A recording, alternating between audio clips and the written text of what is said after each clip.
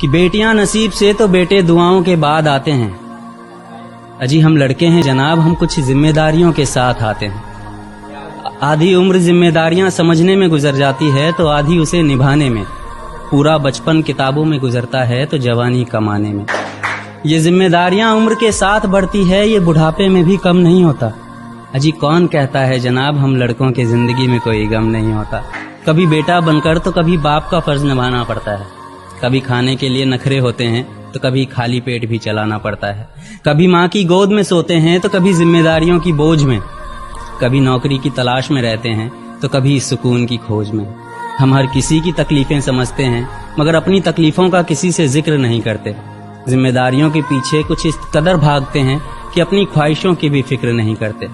ہم سے ہر کسی کو امیدیں ہیں مگر کوئی ہم سے ہماری خواہشیں پوچھے کسی کا من نہیں ہوتا. کون کہتا ہے جناب ہم لڑکوں کے زندگی میں کوئی غم نہیں ہوتا.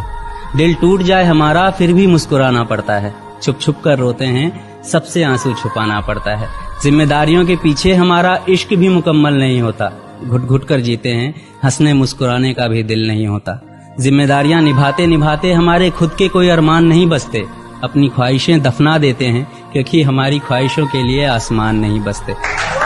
ہم ہر کسی کا گھاؤ بھرتے ہیں مگر ہمارا کوئی مرہم نہیں ہوتا.